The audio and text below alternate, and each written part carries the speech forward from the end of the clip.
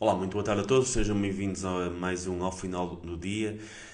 Desde basicamente a Revolução Industrial que Portugal tem vindo a divergir com os principais países europeus. Houve apenas dois períodos de alguma convergência de Portugal em relação aos países europeus, já depois de divergir muito ao longo do século XIX e do século XX. E esses dois períodos corresponderam à integração em espaços comerciais europeus. Primeiro nos anos 60 com a integração na EFTA e depois nos anos 80 e parte dos anos 90 com a integração na CEE. A integração nestes espaços permite-nos beneficiar de duas coisas principais. A primeira é pelo facto de termos um país muito pouco competitivo, muito pouco produtivo, estarmos num espaço a competir com empresas mais competitivas, mais tecnológicas, etc., inspira as nossas próprias empresas a desenvolverem-se um pouco mais e tornarem-se mais competitivas. E quando temos empresas competitivas, essas empresas conseguem pagar mais salários e conseguem também aumentar as exportações. Essa é uma das grandes oportunidades em termos económicos de integrarmos um destes espaços europeus. A outra grande oportunidade que decorre da integração de espaços europeus tem a ver com as instituições, algo que muitas vezes parece invisível, mas que tem um grande impacto na forma como o país funciona. As instituições, a independência entre justiça e política, a forma como as próprias instituições políticas funcionam. Nós temos um atraso estrutural nessa área e quando nos integramos com outros países da Europa mais avançados, institucionalmente mais avançados, tendemos a tentar, ou podemos pelo menos, aproveitar um pouco do conhecimento das instituições que esses países têm.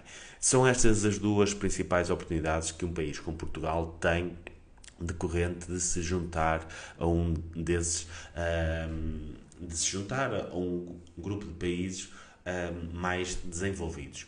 E não, ao contrário do que se pensa muitas vezes, receber os subsídios. Obviamente os subsídios são importantes, podem ajudar o país a desenvolver-se, mas não deviam, não são, ou pelo menos não deveriam ser, o principal motivo ou o principal benefício de Portugal fazer parte de um grupo como a União Europeia.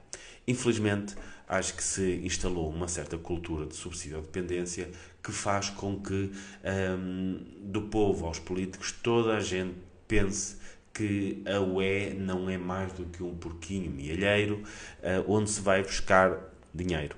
O que faz com que nós acabemos por não aproveitar todos os outros benefícios decorrentes da União Europeia, que poderiam ser muito, muito mais.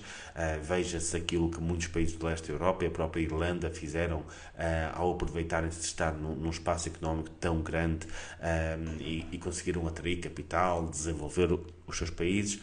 Nós, como disse o meu amigo Pedro Santa Clara, andamos há 20 anos a receber mais dinheiro da União Europeia do que aquilo que conseguimos crescer, ou seja, crescemos menos do que a nossa mesada da União Europeia.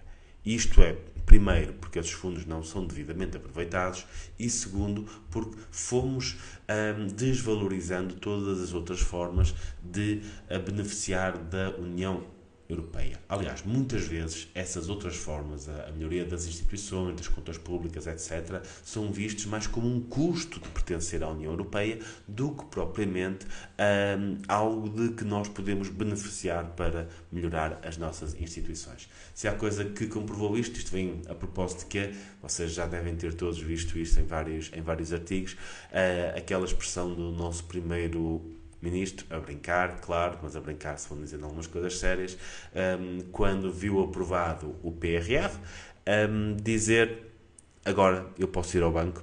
Pois é, infelizmente a União Europeia para muitos ainda é um banco e isso é uma das grandes razões do nosso atraso. Muito obrigado a todos, uma boa semana.